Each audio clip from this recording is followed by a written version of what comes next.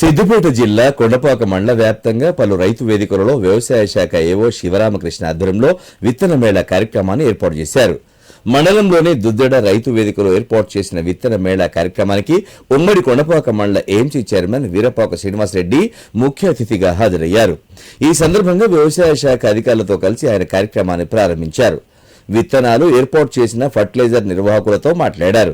అనంతరం మాట్లాడుతూ ప్రతి రైతు ఈ విత్తన మేళా కార్యక్రమంలో పాల్గొని నాణ్యమైన విత్తనాలను విక్రయించి అధిక పంటలు పండించాలన్నారు. విత్తన మేళాలో ప్రభుత్వం బోనస్ అందించే 7 రకాల సన్నవడ్లు, కూరగాయలు, నూనె గింజలు, ఇతర పంటల విత్తనాలు అందుబాటులో ఉన్నట్లు తెలిపారు.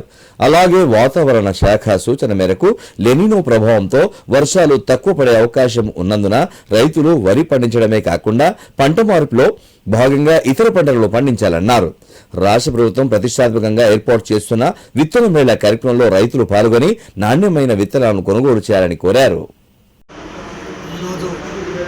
కొండపాక మండలంలోని దుద్దెడ గ్రామ పంచాయతీ పరిధిలో రైతు వేదికలో విత్తన మేళా అనేది నిర్వహించబడుతుంది.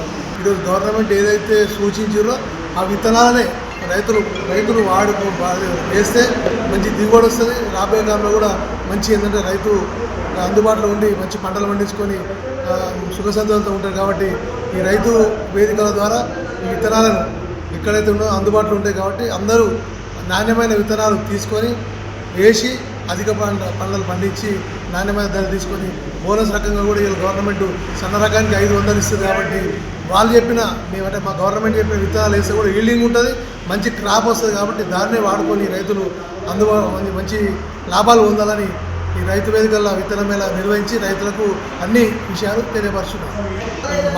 పంట మార్పిడి చేస్తే ఈల్డింగ్ ఎక్కువ ఉంటుంది. కాబట్టి పప్పు ధాన్యాల వైపు కూడా రైతులు ఆసక్తి చూపాలి. ఎందుకంటే ఈరోజు కూడా మంచి క్వాంటిటీ ఉంది, రేటు ఉన్నది. వాటికి కూడా పంట మార్పిడి చేసుకుంటూ రైతు వరి పండించుకుంటూ అదనంగా కూరగాయల వైపు మొగ్గు చూపాలని ఈ రైతు వేదిక ద్వారా రైతులకు తెలియపరుచున్నాం.